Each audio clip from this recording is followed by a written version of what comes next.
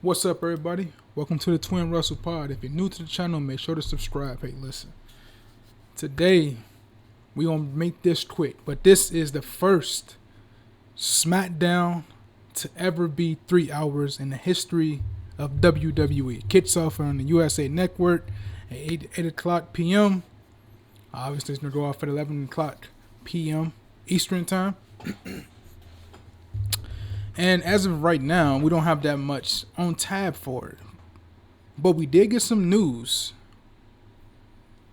earlier, about an hour ago, for SmackDown. But we're going to go through the rundown of the matches that's presented to us in this right now, okay? So we have, first up, Andrade takes on Shinsuke Nakamura in a non-title match. Nakamura beat Andrade the last time I checked in on SmackDown. That had to be at least about 3, 4, maybe 5 to 6 weeks ago, before Survivor Series when Shinsuke came back, or the episode after War Games where the Bloodline attacked Andrade and LA Knight. But I think that was like a segment.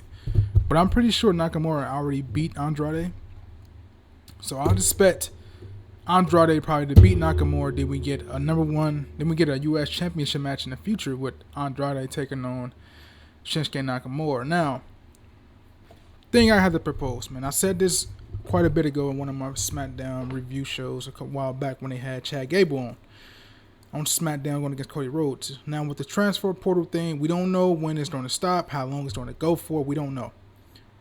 Possibly tonight's episode, we may get some more information about the transfer portal, because I wanted to make a video about SmackDown being 3 hours. I still might make it. I think it's a bad idea in this right, because SmackDown, A, they don't have the roster capacity. B, when you don't have the roster capacity, you get to running into the same stuff over and over. So 3, it's going to be repetitive. You're going to see the same thing with LA Knight taking on whoever in the mid-card, whether it's Andrade, Carmelo Hayes, now Shinsuke is involved. With this show going 3 hours, SmackDown has to get a ton of wrestlers from Monday Night Raw. Okay? Raw's roster is far superior than SmackDown's roster. The tag teams are split on both shows. SmackDown need help in the mid-card ranks and in the top superstar ranks in terms of like heels, right? That's why I always proposed the idea of Drew McIntyre coming into SmackDown. But I'm going to get on to that stuff later. But in this matchup, I'm going to take Andrade, because I fail to believe that he's going to lose straight up to Nakamura both times. Now, there may be a finish where Nakamura gets himself disqualified by using a miss to protect Andrade. I think that's the more likely finish, and that helps Andrade win the match and keep himself strong. And Nakamura keeps his heel persona going, gets more heat because he lost the match by DQ by using the mist. Or that might be a way he win the match. We don't know. We had to see what Triple H puts it. But I think Andrade wins by DQ. Next up, we have the WWE Women's Championship matchup. Now, I smell something very, very fishy with this matchup, because Naomi and Nia Jax have had, 2 previous matches against one another, and Naomi has lost both. Now, this championship match has came out of nowhere. I know it was advertised somewhere around probably like the Christmas week of SmackDown or something like that, or the week before. But something don't sit right with this matchup to me, man. Naomi, I wanted to make a video on her too, because it's unfortunate. She might be the one who attacked Jade, which will be unfortunate. But it is what it is. And Nia Jax has been getting real close with Candice LeRae and has been dissing Tiffany Stratton a lot. Now, WWE might want to make like a bitch splash on the first ever 3-hour edition of SmackDown tonight. And the 3-hour splash, and the bitch splash I'm referring to, if I can pull it up without having any. Nah, I ain't gonna pull it up. But you see this image here. This is one Miss Money in the Bank, Tiffany Stratton. Now, one way they can make a splash is by having her cash in on the winner of tonight's matchup.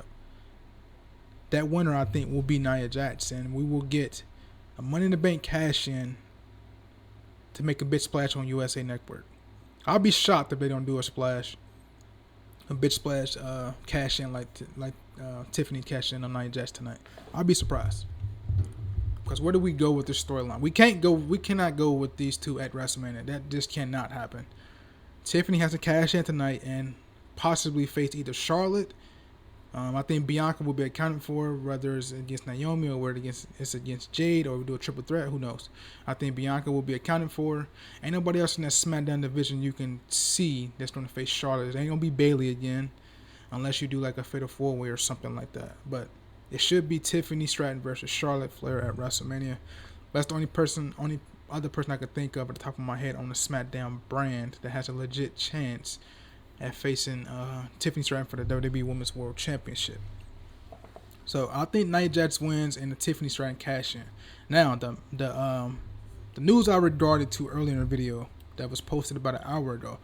SmackDown GM Nick Aldis said in the main event tonight we're going to get a 6-man tag team matchup with the new Bloodline taking on the OG Bloodline. So the Usos, Jimmy Uso is healed up from his big toe injury. Jey Uso and Sami Zayn, who would like to be referred to as Sammy Uso, taking on Tama Tonga, Jacob Fatu, and Solo Sikoa in the main event. Now, question is, do we see Roman Reigns tonight, or do Solo get the win for his team to pick up momentum heading into Monday on the Netflix debut of Monday Night Raw? That's the two things to look out for. Another thing to look out for is Drew McIntyre, who has been targeting every member of the OG Bloodline since after War Games. He attacked Jay first in the back, attacked Sammy after that, then attacked Jimmy on SmackDown a couple days after Raw. And we're getting him versus Jey Uso on Monday Night Raw, on the Netflix premiere Monday Night Raw. So I'll say Solo them wins tonight. He gets the momentum heading into the Netflix show on Monday, but he uses help from Drew McIntyre, who we have been seeing him and Solo had this so-called truce recently. So I say Drew McIntyre comes out there and costs the OG Bloodline the win, and I'm going to say Jimmy eats the pinfall here since he's coming off an injury. But as of right now, that's the only thing advertised and the news that broke about an hour ago pertaining to SmackDown. SmackDown will be on in the next 2 hours and 20 minutes. So buckle your seat, man. We looking in our history. Come to say what type of history is going to be, whether it's going to be bad or good, we'll see. Now Triple H got to put his hat on and make a banger, man. We'll see. I just don't know with the depleted roster on SmackDown that he's going to be able to do that, but we'll see. Hopefully we see some debuts or something.